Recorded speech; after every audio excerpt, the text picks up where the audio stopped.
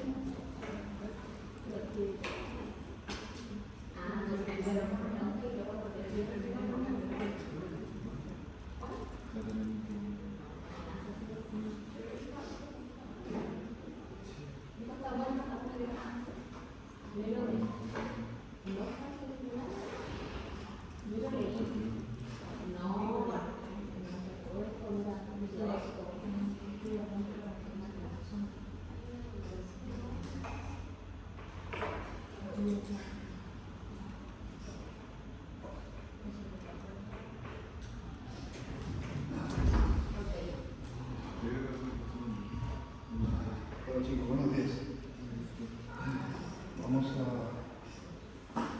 Vamos a intentar avanzar un poco porque la clase es un poco larga. Estas horas este capítulo está destinado para 4 horas. Ustedes solamente tienen 3, entonces vamos a avanzar con lo más podamos. ¿Vale? Bueno.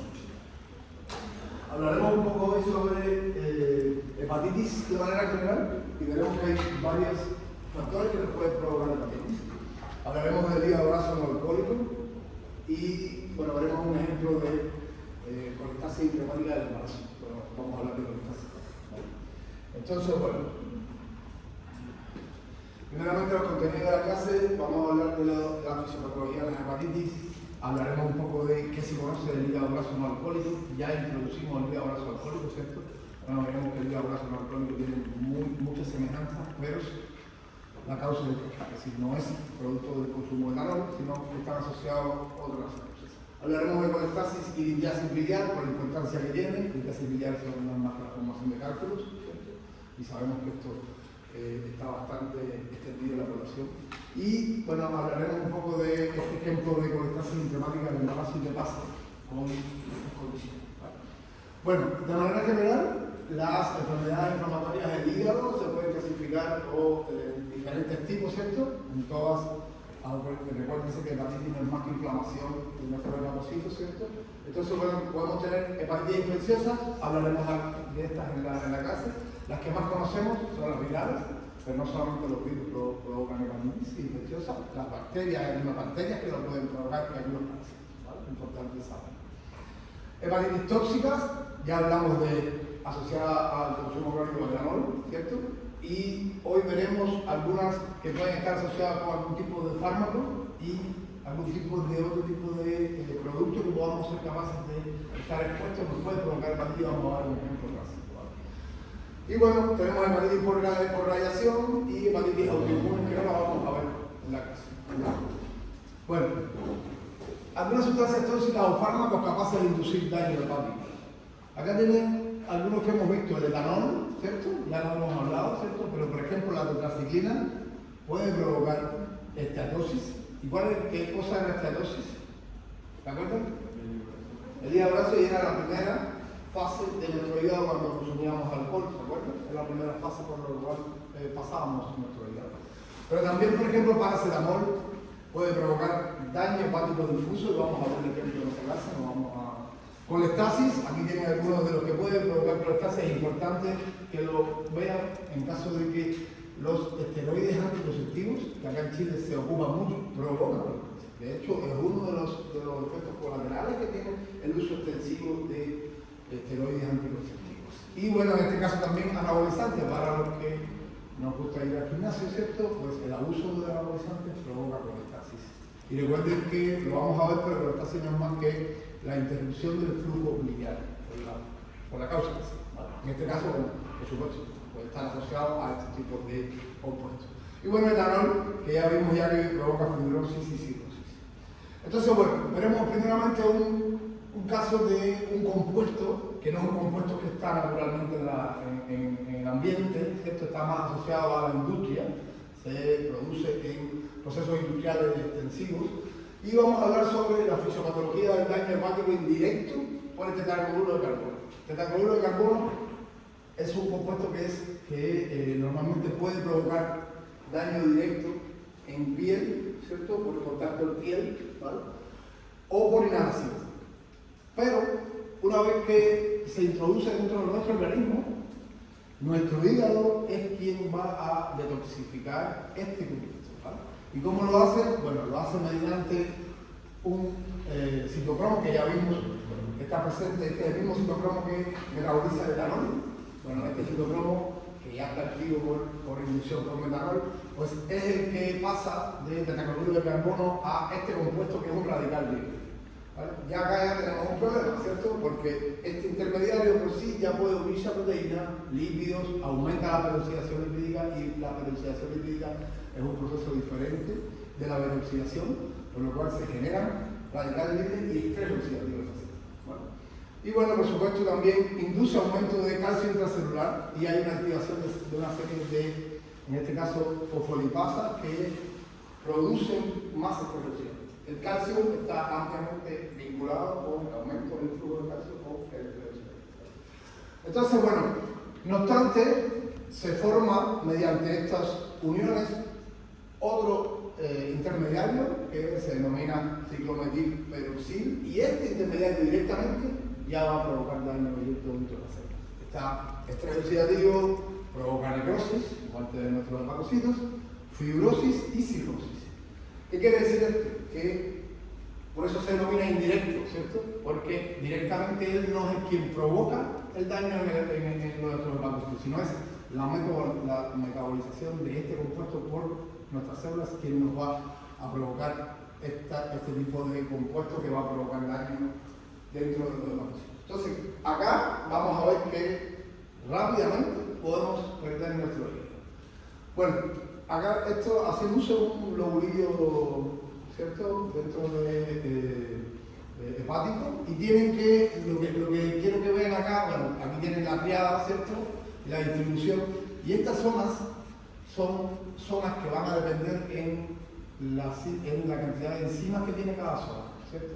Y bueno, lo que quiero es que vean que el daño que va a ocurrir en los pacientes que son intoxicados por tetracloruro de carbono ocurre principalmente en la zona 3, porque es donde más concentración de citocromo tenemos. Entonces, ¿qué va a pasar? Que el daño, recuerden que está asociado a una zona cercana a la vena central, ¿vale? Y es esta zona 3 por el aumento de la concentración de citocromo, ¿vale? Entonces, bueno, ¿qué hicieron los investigadores para saber qué está pasando acá? ¿O cómo podemos saber si esto realmente está relacionado con un aumento del estrés oxidativo? Bueno, hicieron un ensayo, esto es un paper, ¿cierto? Y lo que hicieron fue en ratones, aplicaron, bueno, un grupo control, solución salina, un grupo donde solamente lo pusieron al tetracloruro de carbono, ¿cierto? Y en estos dos casos lo pusieron al tetracloruro de carbono más un antioxidante, ¿vale? Y vieron a ver si realmente el antioxidante era capaz de revertir la situación. Recuerden que el hígado graso, nosotros lo vimos que era reversible, ¿cierto? Si nosotros, en el caso del etanol, quitábamos el etanol, ¿cierto? Dejábamos de tomar etanol, podemos revertir el hígado a una condición normal, ¿cierto? Pero acá algo están intentando verificar. ¿Y qué se dieron cuenta? Que en el caso de este compuesto, que es otro tipo de antioxidante, nuestro hígado se regeneraba. Es similar a la condición sin tetracloruro de carbono. ¿Qué quiere decir? Que hay un aumento del estrés oxidativo en muy poco tiempo en la célula, ¿vale? Y mediante un antioxidante potente podemos revertir la situación, ¿vale? Entonces, bueno, ¿qué va a pasar acá? Está asociado, ¿por qué la intoxicación con tetracloruro de carbono está asociada con el consumo de etanol? Porque el citocromo que metaboliza el tetracloruro de carbono es inducible por etanol. Entonces, esto se dio cuenta porque dentro de los trabajadores que se habían afectado por la intoxicación por tetracloruro de carbono, todos eran habitualmente consumidores de etanol. Sin embargo, los que no eran habitualmente consumidores de etanol, que estaban expuestos al tetracloruro de carbono, no tuvieron este tipo de daño. Entonces, por supuesto, es que está asociado con esta inducción de este síntoma. ¿Qué pasa con la lesión hepática? Miren acá el tiempo, ¿se acuerdan que vimos en etanol eran años, ¿cierto? En los cuales podíamos terminar con un hígado fibrótico y cirrosis. Bueno, acá tienen que en 2 días ya tenemos necrosis. Centrilobular, como les dije, cerca de la vena central, ¿cierto? En 4 semanas, fibrosis. Sí, no hemos llegado al mes y ya tenemos fibrosis avanzada. Ya aquí ya no tenemos vuelta atrás, ¿cierto? Y aproximadamente entre 8 y 9 semanas, cirrosis. ¿Qué quiere decir? Que en 2 meses perdemos el hígado. Entonces, esto es importante porque el daño se produce en muy corto tiempo, a diferencia, como vimos, como el caso del etanol, etc. ¿Vale? Bueno, como acá he hecho simplemente esta tinción, es tinción de rojos sabios, que no es más que detecta colágeno. ¿Vale? Y por eso es que acá, cuando tenemos exposición al tetracloruro de carbono, hay síntesis de colágeno. Estos son dos diferentes zoom de la misma. Bien.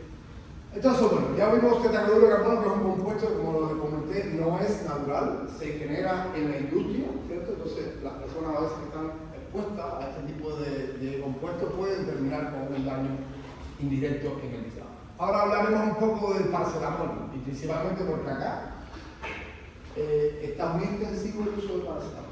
Usamos paracetamol para todo, ¿cierto? Dolor de cabeza, algún dolor muscular, paracetamol. Bueno, el paracetamol en alta dosis provoca daño en nuestro hígado. Y veremos cómo lo hace. Primeramente, bueno, es efectivo en dosis terapéutica. Y la dosis terapéutica, recuerden que nosotros tenemos una dosis máxima y una dosis terapéutica. La dosis terapéutica es la dosis en la cual te sugieren que uses el medicamento. La dosis máxima es una dosis que ya probaron, que es la máxima a la cual no ha ocurrido daño todavía, ¿cierto? Pero eso no ocurre en todos los individuos, no todos nos vamos a presentar de la misma manera a una dosis máxima, ¿vale? Por lo cual, ojo con ello. Entonces, bueno, acá tienen la dosis terapéutica, ¿cierto? Y, bueno, la recomendada, ¿cierto? Cuando hablamos de niños y adultos, podemos supuestamente ingerir hasta 4 gramos al día de paracetamol, ¿vale? Y, bueno, supuestamente ahí estamos sin problema ninguno. Ahora bien, ¿cuáles son las consecuencias cuando nos pasamos de las dosis? ¿Qué va a pasar en nuestro sistema? Bueno, primeramente 24 horas podemos pasar desapercibidos, ¿cierto? Pero ya podemos tener algún tipo de síntomas, que puede ser decaimiento, algún tipo de vómito, pero esto puede estar relacionado con la misma infección que tenemos, ¿cierto? Y no hacemos mucho caso a eso. Ahora, en los próximos 3 días ya tenemos aumento significativo de las transaminasas. ¿Y qué medía la transaminasa? ¿Qué medía la transaminasa cuando ocurría? ¿Qué pasaba? Cuando aumentaba la transaminasa en sangre, ¿qué medía? ¿Alguien se acuerda? ¿Sí? ¿Qué medía la transaminasa? ¿Qué mide la transaminasa en sangre? De hecho, cuando vamos al médico a hacer algún tipo de análisis de sangre para ver cómo están los hígados, nos miden transaminasa, amino y apartado de transaminasa. ¿Cuál era la función? ¿Por qué? ¿Por qué medimos transaminasa? No, esa es la bilirrubina. Pero esto era para detectar. ¿Te acuerdan que vimos en una primera hora de la clase algunas funciones del hígado, cómo podíamos detectarlo? Función secretora, función de los hepatocitos o lesión de los hepatocitos. Esto es lesión de los hepatocitos, porque las transaminasas se encuentran físicamente en las células del hígado, ¿cierto? Si están aumentadas en sangre, ¿qué va a pasar? Tenemos rotura de los hepatocitos, por la causa que sea, ¿vale? Entonces, bueno, imagínense en 3 días ya tenemos aumento significativo de las transaminasas. Y si seguimos con esta intoxicación 5 días, 6 horas aproximadamente 5 días, hay una insuficiencia hepática aguda. Y ojo, la palabra aguda no quiere decir que no sea mala, ¿vale? Lo que quiere decir es que en un corto tiempo perdemos una función importante. Que lo podamos regenerar o no, eso es otra cosa, ¿vale? Entonces, ¿sí? Lesión en los hepatocitos. Fue lo que vimos, como lo miramos. ¿Se acuerdan que vimos transaminasa y también vimos otras que eran menos específicas porque estaban presentes con las células? Pero estas dos solamente están en el hígado. Entonces, si están aumentadas de los valores normales en sangre, ¿cierto? Los valores normales están entre 50 y 60 unidades en sangre, ¿vale? Y acá ven como a los 5 días hasta 10.000. 10.000 es rotura masiva de nuestra célula hepática y eso es preocupante, muy preocupante, ¿vale? Entonces podemos tener ictericia, por supuesto coagulopatía, no hay función hepática, ¿cierto? Muy poca, encefalopatía hepática, que también podemos verla, lo mismo, ¿cierto? Producto de que no, ¿qué pasa? ¿Por qué hay encefalopatía? ¿Qué pasaba con la encefalopatía? ¿Cuál era la función que estaba asociada con esta condición? ¿Qué pasaba con nuestro hígado? ¿Cuál era la función que no ocupaba, que no hacía el hígado para que hubiese encefalopatía? ¿De acuerdo? Se acumulaba el amonio en sangre, no pasaba amonio a urea, y si no pasa el amonio a urea, no se excreta y el amonio se acumula en el sistema nervioso central y provoca la llamada encefalopatía, ¿vale? Entonces, ¿qué pasa? Acá, por supuesto, tenemos insuficiencia renal aguda, ¿vale? Por supuesto, en muy poco tiempo, y en 4 días a 2 semanas, si el paciente sobrevive, y esto es una condición porque depende de la dosis, ¿cierto? Si el paciente sobrevive, se ha visto que puede haber una recuperación del hígado. Es decir, hay un proceso de regeneración de nuestro hígado dentro, pero puede volver. Entonces, depende entonces de cuánto es la dosis que hemos. A diferencia del tetracloruro de carbono, el paracetamol no se asocia a cirrosis. Y esto es importante que lo sepan. Vimos que el tetracloruro de carbono hay cirrosis, en este caso hay una insuficiencia hepática aguda, rápida, pero no hay cirrosis. Hay muerte, hay necrosis, pero no hay cirrosis de los órganos, ¿vale? Es decir, no hay formación de órganos. Entonces, bueno, ¿cuáles son las vías principales de metabolización de este compuesto, del acetaminofeno? ¿Vale? Tenemos que la metabolización ocurre en el hígado y principalmente por conjugación con ácido glucurónico. ¿Qué pasaba con el ácido glucurónico? ¿Dónde fue que vimos eso anteriormente? ¿Cómo el hígado? ¿Dónde fue que vimos que el hígado conjugaba con ácido glucurónico? ¿Se acuerdan? ¿En cuál patología? ¿O en cuál mecanismo? Entericia, ¿se acuerdan? Conjugada la bilirrubina, no conjugada, la conjugaba con ácido glucurónico y la convertía en soluble, ¿cierto? Bueno, este mismo mecanismo es uno de los que más ocupa para detoxificar cualquier compuesto que entra al organismo. Ese es un compuesto endógeno que tenemos nosotros, pero acá uno exógeno, que es un medicamento, ¿cierto? Bueno, lo conjuga para luego excretarlo, igual que lo hace con la bilirrubina, ¿cierto? Ahora bien, el 95% lo conjuga con ácido glucurónico y sulfato, pero queda un 5% que es metabolizado por el citocromo, el mismo citocromo que vimos en el caso del tetracloruro de carbono. Y en esta metabolización se forma un intermediario, que es el intermediario que nos va a provocar el daño, que se llama NAC, que es un intermediario, no vamos a entrar exactamente en la estructura, porque no hace falta, ¿cierto? Y esto, en condiciones normales, en una dosis terapéutica, etc., se va a comportar de esta manera. 95% del acetaminofeno se conjuga y el 5% se convierte en un intermediario, un metabolito intermediario. Pero nosotros tenemos en nuestro organismo el glutatión, que es un antioxidante natural, y ese antioxidante pues compensa esta generación de NAC y no pasa nada.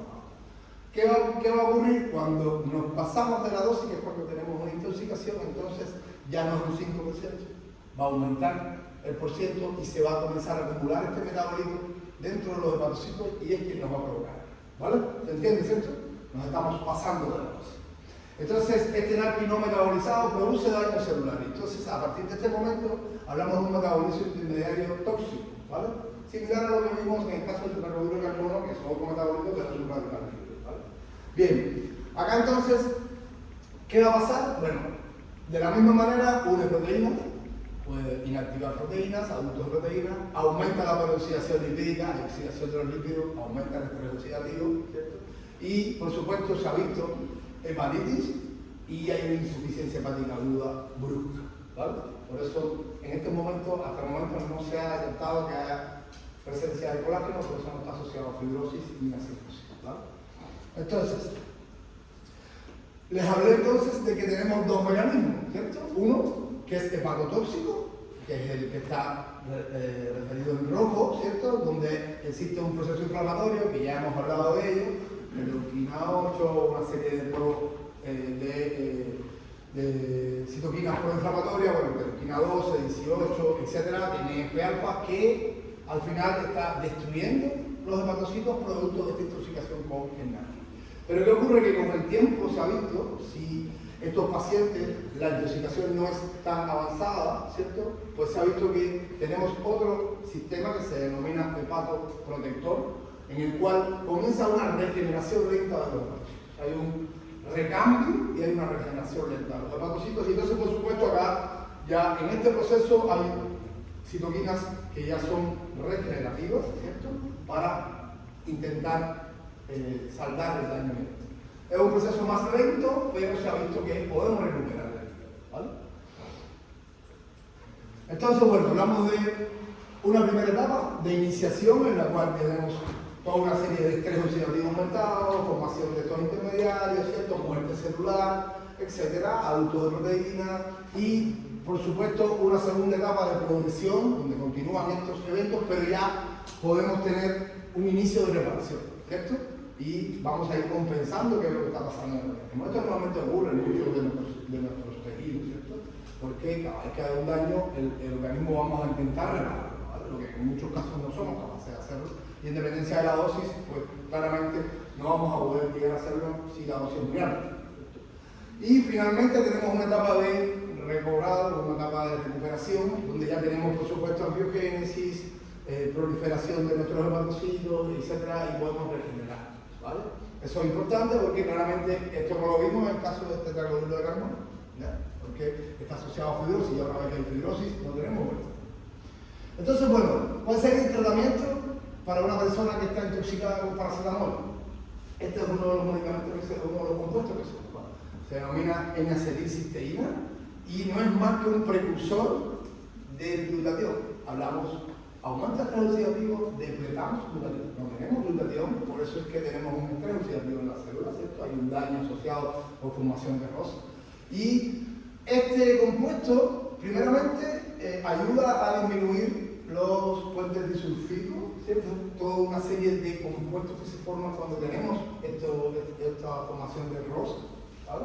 Pero además de por sí solo es un antioxidante y es un precursor del glutatión. El glutatión es un tripéptido, es decir, ahí está compuesto, ¿cierto? Normalmente este es un dipéptido, ¿cierto? Más cisteína, ya tenemos glutatión. Y glutatión es el compuesto o es el antioxidante por excelencia natural de nuestra célula, ¿vale? Pero por supuesto tenemos una capacidad limitada de antioxidante, ¿vale? Cuando la sobrepasamos, y aquí lo estamos sobrepasando por algo que estamos ingiriendo nosotros mismos, ¿cierto? No es un proceso natural, pues por supuesto lo vamos a pasar y vamos a tener un problema, ¿vale? Entonces, bueno, hablemos un poco de hepatitis virales, que son las que más conocemos, ¿cierto?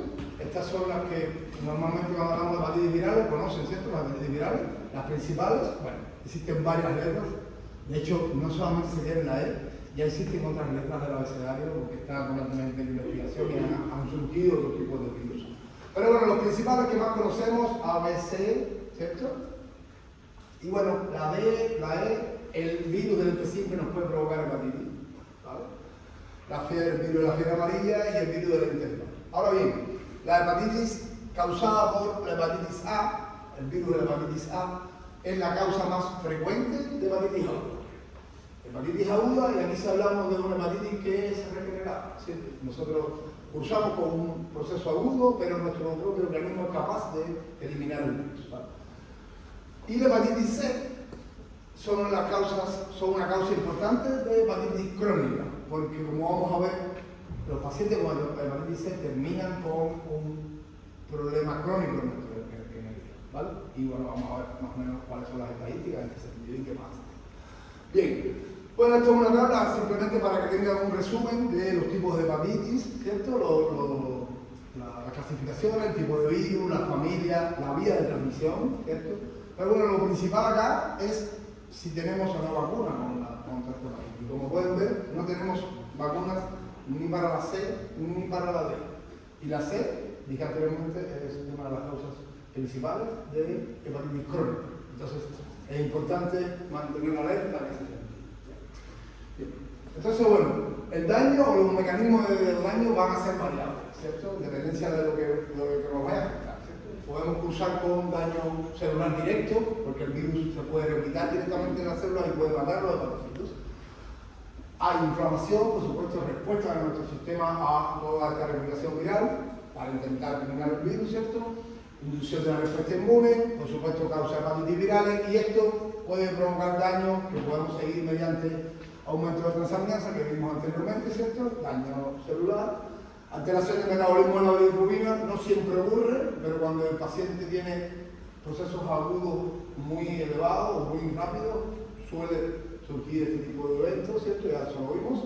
Presencia de antígenos virales en sangre, producto de la misma infección viral. Y colestasis, en este caso intrahepática, porque hablamos de dentro de los hepatocitos, ¿cierto? Y colestasis es nada más que el bloqueo del flujo, ¿vale? Bueno, por supuesto, vamos a tener anticuerpos contra antígenos virales. Nuestro sistema en algún momento va a levantar anticuerpos contra ellos, ¿cierto? Y activación del linfocitos. Entonces, bueno, vamos a ver las tres principales, la hepatitis A, la B y la C, que son las que más se conocen, ¿ya? Bien, primeramente la hepatitis A, esta es una de las más benevolentes, vamos a decirlo así, ¿cierto? Porque en muchos casos, o casi todos los casos, usa como una hepatitis aguda y somos capaces de eliminar el virus durante un periodo aproximadamente de 2 a 8 semanas, podemos eliminar el virus. ¿Cómo nos infectamos? Bueno, es por vía oral, ¿sí? Fecal oral, principalmente con la contaminación en alimentos, ¿vale? Y mala higiene, ¿cierto? Y bueno, el acceso directamente por la boca pasa a través del tubo digestivo, va a sangre, vía portada al hígado, ¿cierto? Y en el hígado ocurre entonces la excreción, ¿vale? Y esto es un mecanismo que ocurre para casi todo lo que entra por la vía, ¿cierto? Por nuestra vía digestiva, pasa este tipo de eventos y después es excretado, ¿cierto? Bien, y finalmente se ve la sepsis. Acá lo importante, el único reservorio del virus de la hepatitis A es el propio paciente que está infectado con este virus, ¿cierto? Con esta infección aguda, es decir, el virus no es capaz de vivir en un reservorio externo, ¿vale? Que puede pasar en otros casos. Entonces, bueno, ¿cuál es la evolución crónica de una infección por el virus de hepatitis A? Y bueno, acá es importante que veamos los pasos. Primeramente tenemos que tiene 3 etapas. Una primera etapa que es un periodo preíctero, un periodo prodrómico, pueden verlo también, ¿cierto? Que normalmente está entre 2 y 4 semanas, es un periodo de incubación, vamos a hablarlo así, ¿cierto? Donde no hay prácticamente síntomas, ¿cierto? Tenemos un segundo periodo que es íctero, ya aparecen los síntomas del paciente. Y un último periodo que es periodo de convalecencia, donde ya estamos combatiendo el virus para tratar de recuperar. Ahora bien, si analizamos acá semanas, ¿cierto? Contra algunos de los síntomas o algunos de anticuerpos o virus, lo que podemos medir, podemos ver que en este primer periodo, que es un periodo de incubación, ¿cierto? Vemos que a partir de la segunda semana ya tenemos virus en las heces fecales. Si tenemos virus en las heces fecales, quiere decir que ya tenemos infección por el virus, pero aún no aparecen los síntomas, ¿vale? Entonces se puede ver que comienzan a aparecer los síntomas a la semana 4. ¿Qué quiere decir? Esto quiere decir que nos sentimos bien, pero ya somos contagiosos. Entonces quiere decir que en la primera fase no sentimos ningún daño, no tenemos síntomas, pero ya podemos contagiar a los demás, ¿vale? Por eso es que el paciente es contagioso antes de la aparición de los síntomas, y eso es importante. Cuando aparecen los síntomas, ya tenemos aumento de las enzimas hepáticas en sangre, ya tenemos rotura de las células hepáticas, tenemos el virus en sangre desde antes, el virus detectable en biopsia desde antes, pero esto no se hace si nos sentimos bien, no vamos al médico, ¿cierto? Nunca vamos a nada, ¿vale? Entonces, el virus comienza a disminuir cuando comienza a aumentar la IgG específica contra el virus. Y la IgG específica ya tiene que ver con activación de células B de memoria, síntesis de anticuerpos, ¿cierto? Para combatir el virus. Esta IgM es una IgM que es inespecífica, ayuda a bloquear un poco la replicación viral inicial, pero no eliminar el virus. Entonces, por supuesto, pues, también aumenta, ¿cierto? Va a disminuir el virus de alguna manera, pero no es hasta que aumente la IgM, la IgG, hasta que disminuimos. Entonces, bueno, los síntomas se relacionan con el comienzo de una respuesta inmunológica, por supuesto, es cuando ya tenemos entonces inflamación, toda una serie de parámetros en sangre que nos indican que hay algún daño. Y en este caso, el daño se debe a la replicación del virus en los hepatocitos. El propio virus es quien provoca el daño en los hepatocitos. su replicación. Y esto es importante porque, como veremos a continuación en el caso de la hepatitis B, no es la replicación viral la que provoca el daño, sino la respuesta inmune la que provoca el daño. Entonces, bueno, en el caso de la hepatitis B, que es otra de las que ya sabemos, está un poco más asociado. Esta hepatitis es como, vamos a hablar, como un intermediario, ¿cierto?, entre una hepatitis aguda y una hepatitis crónica, pero tiene componentes crónicos, como vamos a ver. Las causas: transfusiones, jeringas contaminadas y, bueno, relaciones sexuales no protegidas. ¿Por qué? Porque hay un contacto de sangre. Aquí necesitamos que haya un contacto de sangre. No se ha visto que sea por la vía oral. Entonces, bueno, el virus infecta a los hepatocitos y comienza una replicación viral, y es la respuesta inmune basada en linfocitos T la que destruye los hepatocitos, ¿vale? Entonces aquí tenemos una diferencia con respecto a la que vimos en la hepatitis A, ¿cierto? Acá los mediadores principales de la destrucción de los hepatocitos son los linfocitos T, ¿vale? ¿Por qué? Se ha visto que hay personas que han tenido este virus durante mucho tiempo, se ha replicado y no provocan, hasta que no ocurre una respuesta inmune potente, es entonces que comienza a tener inmunidad, ¿vale? Entonces, bueno, ¿cómo evoluciona en este caso una hepatitis B? Cursamos, como todo, en todo caso, cursamos con una infección aguda inicial, ¿cierto? Tenemos una infección aguda, pero se ha visto que el 70% puede cursar con una infección subclínica, no tenemos síntomas, y de esto el 90% se recupera. Sí, bastante por ciento de recuperación. Tenemos poca afectación, vamos a hablar de eso. Ahora bien, un 30% cursa con una enfermedad íntegra, es decir, puede haber ya algún tipo de síntoma asociado, ¿vale? Pero solamente menos del 0,5 pierde el hígado en poco tiempo, es decir, hepatitis fulminante, esto quiere decir que en pocas semanas dejamos de tener función hepática total, y solamente menos del 5% termina con una hepatitis crónica. Y bueno, en el caso de la hepatitis A, no vimos que teníamos hepatitis crónica, acá ya tenemos algunos casos de hepatitis crónica que podemos, por supuesto, terminar con cirrosis, ¿cierto?, y carcinoma hepatocelular. El proceso, entre 30 y 50 años. ¿Qué quiere decir? Que es muy largo el proceso, ¿vale? Y esto es importante que de vez en cuando uno pueda hacerse algún tipo de análisis para saber si tenemos algún tipo de antígeno contra hepatitis referentes al virus o algún anticuerpo en nuestro organismo, ¿vale? Bien, hepatitis C, y aquí vamos a tenerle un pelín porque esta sí es compleja. Hasta el momento, hepatitis A y B tenemos vacunas, hepatitis C no tenemos vacunas, ¿vale? No podemos evitar contaminarnos con ella. Entonces, la hepatitis C, bueno, se estima que 71 millones de personas padecen de hepatitis C. No es un número menor, ¿cierto?, a nivel mundial, ¿vale? Y, por supuesto, tiene varios síntomas, pero lo más complejo, como pueden ver acá, comenzamos con una hepatitis aguda, es decir, una infección aguda, ¿cierto? El 70% de las personas con esta infección persiste la infección, y de este 70%, todos terminan con fallo hepático. Entonces, ¿qué quiere decir? Tenemos solamente un 30%, bueno, de hecho no un 30%, solamente un 15%, porque de este 30%, el otro 15% termina con una cirrosis, pero brusca. Entonces, ¿qué quiere decir? Si sumamos 70 más 15, tenemos un 85% de en todos los casos. Entonces, quiere decir que es importante, y acá les puedo poner un ejemplo, una pariente mía, una tía mía, que ya falleció, de hecho, con 60 años, tuvo hepatitis C por una maltransfusión de sangre. Y unos 60 años. De hecho, lo primero que le pasó fue que no pudo tener hijos, porque esto afecta directamente a la reproducción, es el sistema reproductor femenino, masculino, el que sea, y ella no pudo tener hijos. Y además de esto, falleció a los 60 años. Es decir, no tuvo una sobrevida mayor, con problemas de circulación, etcétera, asociados con un mal funcionamiento de nuestro cuerpo. Tenía prácticamente coágulos, hemorragias, etc. ¿Vale? Y es importante entonces tener presente esto, porque la gravedad de la enfermedad va a variar desde una infección crónica sintomática hasta cirrosis, y podemos terminar con cáncer, ¿vale?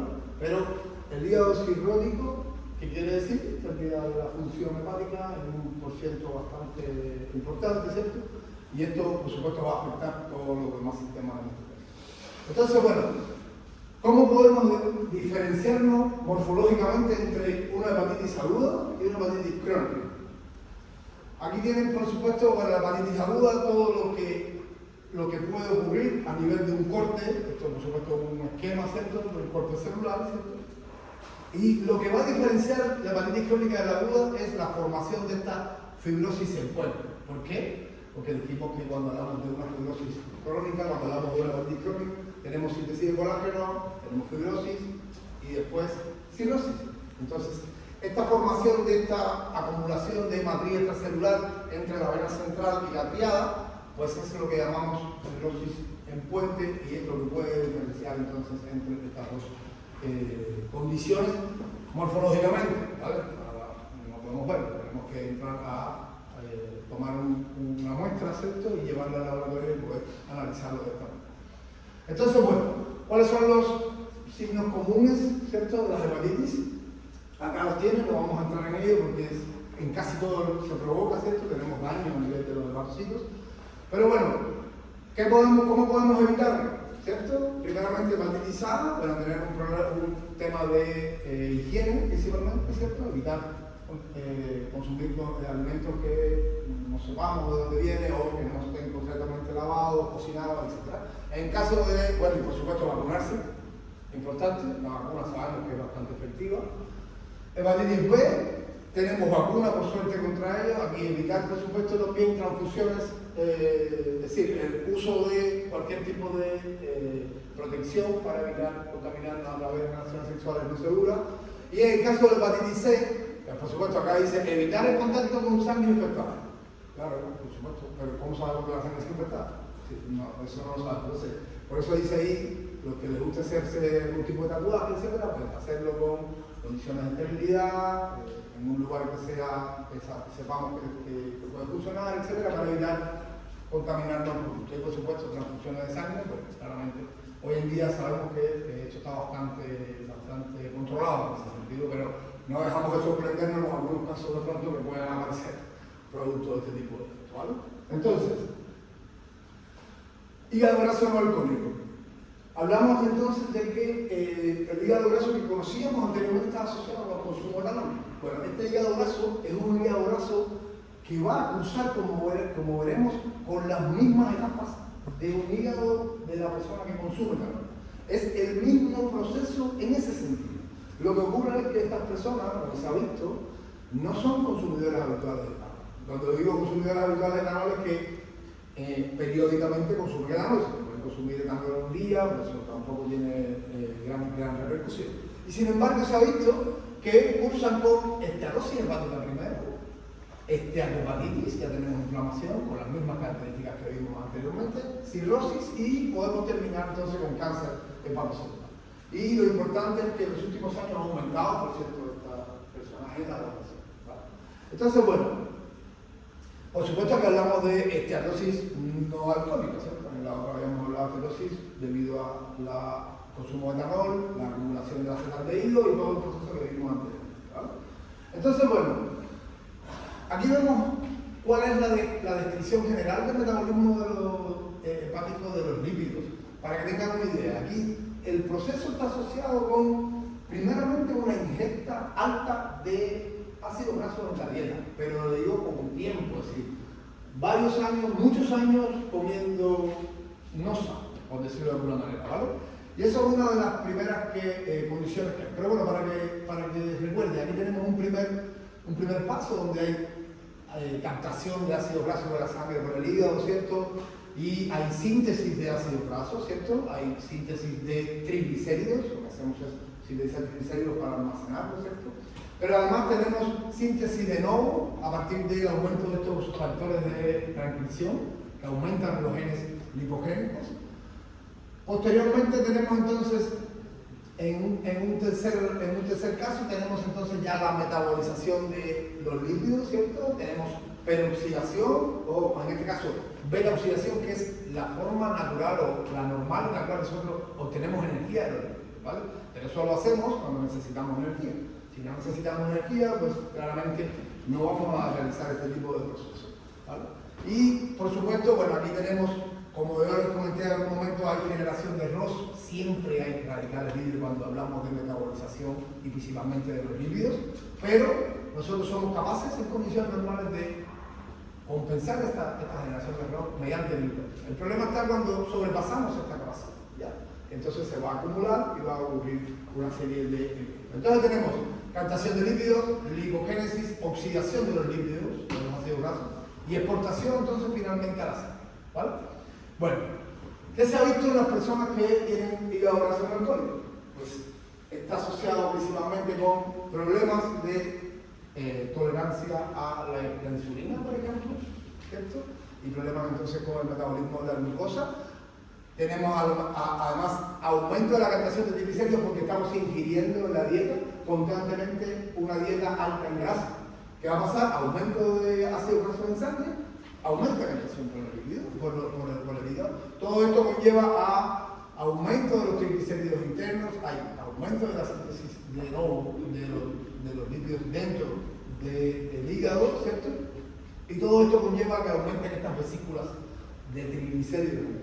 ¿Vale? Esto llevado a que, recuerden que hablamos que en estas condiciones aumenta el NADH y se bloquea el ciclo de Krebs, ¿cierto? Entonces esto va a estar imposibilitando que haya beta oxidación por la mitocondria, ¿cierto? Y por supuesto disminuye además la excreción de lípidos. Es decir, varios factores que vimos anteriormente cuando hablamos de consumo de etanol, pues acá está relacionado con otros tipos de condiciones, sedentarismo, aumentos de las grasas de la dieta y problemas asociados con diabetes mellitus, intolerancia a la insulina, etc. Todo esto conlleva a que aumente entonces la acumulación de ácido graso en el cuerpo. Esto está en investigación claramente, porque en el etanol se sabe exactamente porque es un metabólico. Acá, por supuesto, hay otros tipos de condiciones. Pero lo que sí, bueno, acá tienen un resumen, ¿cierto? Pobre nutrición, ¿vale? Tenemos entonces que hay aumento entonces de toda esta resistencia, ¿cierto?, a la insulina en estos pacientes, ¿cierto? Hay una inflamación, aumento de inflamación, está relacionado con diabetes tipo 2, ¿cierto? Y todo esto conlleva a la acumulación de estos triglicéridos. Bueno, ¿qué ocurre cuando hay acumulación de estos triglicéridos? Aumenta ROS, hay activación de las células de Kupffer, ¿cierto? Y hay activación de las células de TRA. Y si hay activación de las células, recuerden que vimos cuando se activaban las células de TRA, uno de los procedimientos era aumento de ROS, ¿cierto? Bueno, acá hay aumento de ROS. Se activan las células de TRA y se activan las células de TRA, cambian a miofibroblastos, se sintetiza colágeno y hay fibrosis. Entonces, en estas personas también ocurre la formación de fibrosis y podemos terminar con hígado cirrótico. Entonces, acá tenemos que la lipotoxicidad adquiere un carácter importante en el daño que va a ocurrir en nuestro hígado. Pero además de esto, se ha visto también que esta pobre nutrición, ¿cierto?, asociada con algunos factores genéticos, ocurre en estos pacientes disbiosis a raíz del sistema digestivo, en todo lo que es sistema intestinal, ¿cierto? Y como mismo vimos en el caso del etanol, que sabemos que el etanol provocaba este paso de la bacteria para el intestino, pues acá hay una disbiosis que hace que también pasen bacterias de nuestro cuerpo al intestino. Y por supuesto intestino, sangre, hígado, y hay activación aún más de todo un proceso inflamatorio, ¿cierto?